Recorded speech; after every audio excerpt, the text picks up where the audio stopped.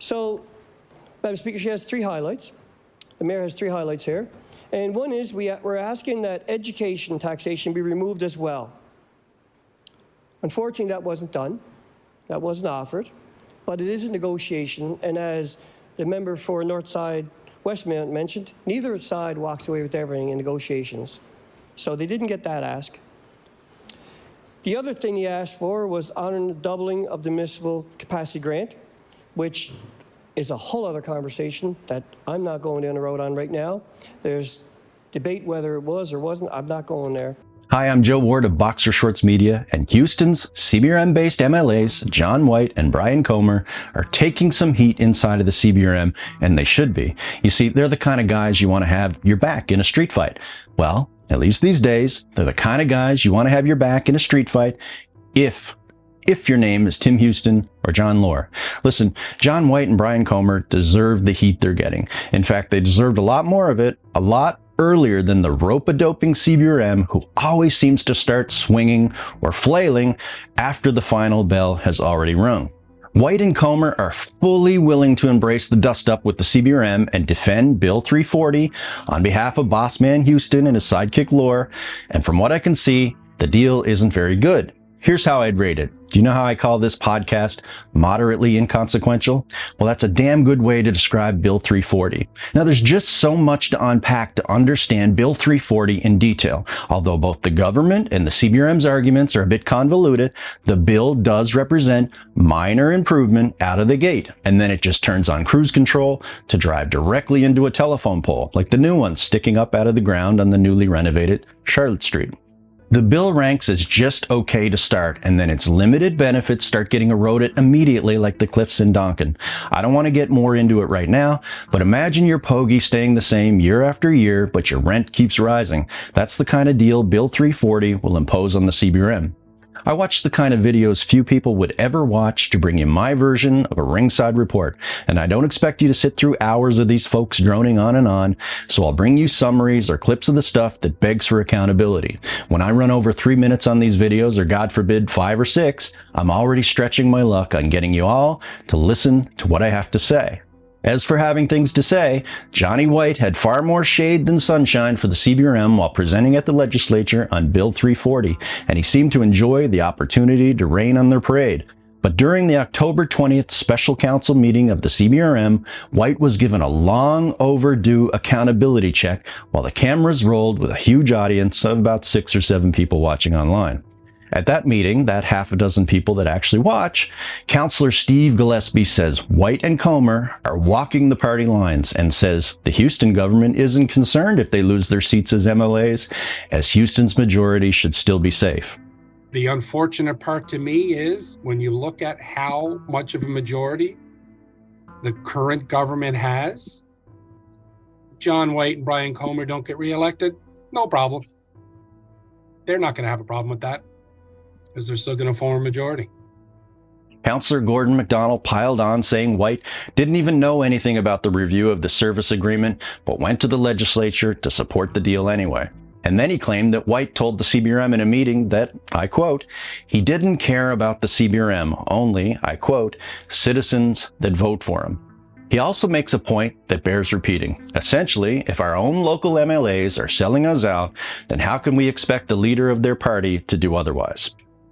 I'm not surprised with MLA White, not one little bit. The one meeting I sat in with him in the second floor boardroom, he didn't even know about this service exchange agreement was going on. And then he goes on law amendments and talks about how great of a deal it was. Well, I guess that's to the because also in that meeting, he also stated that he didn't care about the CBRM. He only cared about the citizens that vote for him. Well, they're all CBRM residents. So what's coming out of him really doesn't surprise me at all. And I hope that kind of gets pointed out at law amendments, because, you know, if our own MLAs got that mindset about CBRM, how can we expect our premier and our minister to think that they're going to reach out and do something that's going to benefit the municipality we have here, which is unfortunate. So Listen, if you don't believe elected CBRM Councillor Gordon MacDonald, that's okay. I encourage skepticism, in fact, as much of it as you could muster with any elected official. But that's what Councillor MacDonald said, and if John White wants to refute the comments or defend what it was that was alleged that he said at those meetings with the CBRM, then have at it. You're in a public role. That 100,000 people that you told the legislature that you'd go to the causeway to fight for, well, they're listening. And we want to know if it's all 100,000 or so of us, or if it's just the folks who vote for you over there in the Bay, as Councillor MacDonald suggested. Councillor Ken Tracy, who typically lets the others do most of the talking, also chimed in, expressing his disappointment in White and Comer for towing the party lines and not seeing what was obviously wrong with Bill 340. Disappointed in MLA Comer and MLA White, but I guess that's what it is to be part of a party that you gotta toe the political line, I suppose. You even have the quiet ones from the Bay upset with you. Councillor Eldon MacDonald proved that the MacDonald fellas, he and Gordon, were going to give White a hard time for his comments, claiming that White said he's concerned about his constituents from Glace Bay, not constituents in the CBRM. But Eldon correctly reminded that a bad deal for the CBRM applies to all the folks from Glace Bay too. Stating the obvious and repeating it as many times as necessary is a good idea for politicians. The meeting that we had with the MLAs, with the current government, and very much was surprised at the lack of knowledge and really having no idea what their own government was putting into the MOU. They really had no idea what was involved in this MOU. And to make a kind of a general comment from MLA White that, you know, I'm concerned about my constituents in Glace Bay. I'm not concerned about constituents in CBRM as a whole. Might be a surprise to MLA White, but CBRM's failure is Glace Bay's failure. If CBRM is unsustainable and fails because of it, Glace Bay will fall with it. So if you're not an MLA that's standing up for our municipality, I question your integrity in regards to what's in the best interest of moving our community as a whole forward.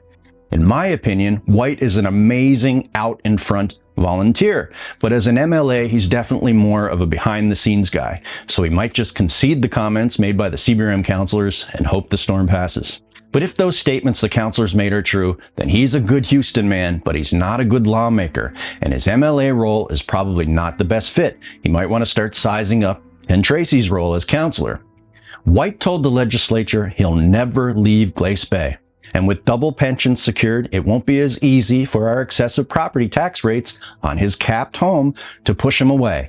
And let's hope his neighbors are just as fortunate, because we all know nobody in the CBRM has any financial challenges, and Bill 340 is a great deal because Johnny White said so. What? In April 2022, I reached out to John White's office asking if or why the $15 million Houston pledge was canceled after the first year. White's answers were more like a politician than a woodshop teacher, for sure. He seemed overly content with the $15 million being pulled. I will speak my mind when I need to, he told me, and I suspect that Houston and Lore first told him what was on his mind and then let him know it was time to speak it. I have no issues with the councillors calling out White and Comer. Next time, don't wait until it's too late. And John, if you live in the CBRM, the decisions you make affect us all. Not just the folks that voted for you. You remember when Derek Mumbercat and Jeff McClellan did whatever Premier McNeil told them to do? Well, we didn't like that, did we?